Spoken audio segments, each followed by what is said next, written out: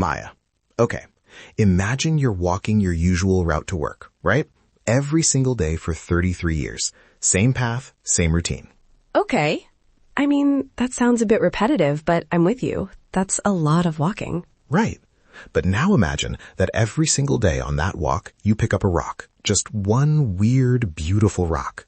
And by the end of those 3 decades, you've built a literal palace. Like a massive, hand-carved, alien-looking limestone castle in your backyard. Wait. A palace? Out of rocks he found while delivering mail? Yes. Meet Ferdinand Cheval. He was a French postman in the late 1800s. People in his town called him Facteur Cheval, basically postman horse. Postman horse. That's a name. But seriously, Leo, how does a postman just decide to build a palace? Did he have an architecture degree or something? Not even close. He was a baker's apprentice who dropped out of school at 13. He was a peasant, in his own words. He had 0 training. He just had this vision. So what was the spark? There's always a spark with these things. Okay, this is the wait really moment. He's 43 years old, right? He's walking his route. And keep in mind, his route was like 20 miles a day. And he trips. He literally stumbles over this bizarrely shaped stone. Wait, really? A literal trip and fall started the whole thing? Exactly. He picks up the stone, looks at it, and it's this strange water-hardened sandstone. He puts it in his pocket. He said it reminded him of a dream he'd had 15 years earlier about building a castle, a dream he'd actually suppressed because he thought people would laugh at him. Oh, that's actually kind of moving. He almost forgot his own dream until the earth literally reached out and tripped him. Right? It's like the universe was saying, hey, remember that castle? Get to work. So for the next 33 years, he becomes the ultimate collector. It's like, imagine playing Minecraft, but in the 1880s, and you have to physically carry every single block in your pockets while also delivering letters. In his pockets? That's gonna ruin a uniform pretty fast. Oh, he graduated. He went from pockets to a basket, and eventually he got a wheelbarrow. He'd stash piles of stones during the day and come back for them at night. He worked by the light of an oil lamp, Maya. Can you imagine? The neighbors probably thought he was losing it. I mean, if I saw my postman wheeling rocks around in the dark every night, I might have questions.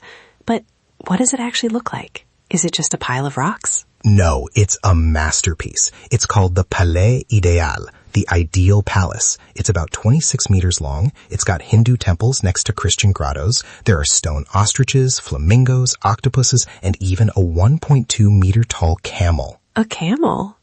Where would a French postman in the 1800s even see a camel? That's the thing. He never traveled. He saw them in the magazines and postcards he was delivering. He was basically absorbing the entire world through the mail he carried and then manifesting it in his garden. It's like a 19th century version of Pinterest, but made of concrete and fossils. Oh, that's actually kind of moving. He was building a world he'd never seen but only dreamt of. It sounds like such a sanctuary. It really was. But you know, it wasn't all just whimsical castle building. His life was actually pretty tough. He lost his first wife, then his daughter Alice died when she was only 15.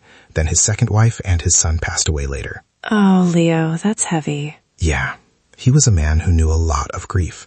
Some people think the palace was his way of processing all that, building something that would last forever when everything else was so fragile. He even carved these quotes into the walls. One says, "The pantheon of an obscure hero." Another says, "Out of a dream I have brought forth the queen of the world." It's like he was building his own legacy because he felt invisible. You know, stories like these, they really remind you that everyone has this huge, complex inner world, even the person delivering your mail. Exactly. Actually, if you're enjoying this story and want to keep finding these little pockets of wonder with us, you should definitely join the loop. Come back tomorrow for your daily curiosity fix. We'd love to have you. Seriously, join us, because the end of Cheval's story is just as wild. He wanted to be buried inside the palace, like a pharaoh. Let me guess. The authorities said no? Bingo. French law was like, yeah, no, you can't just turn your backyard art project into a tomb.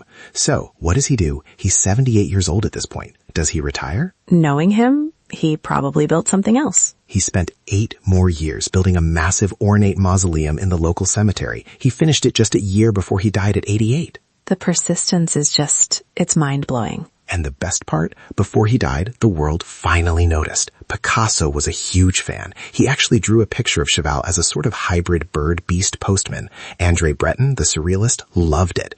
Even the French Minister of Culture eventually declared it a protected landmark. From a baker's apprentice who tripped on a rock to being praised by Picasso. It's the ultimate don't give up on your weird hobby story. He spent 10,000 days, that's 93,000 hours on that palace. He even carved a challenge on the wall. Let those who think they can do better, try. I think I'll pass on that challenge, but I'm so glad he did it. It's such a beautiful reminder to listen to those trips in life. Right? Next time you trip, don't get mad. Just check if it's a cool rock. Exactly. Well, stay curious, everyone. See you again tomorrow.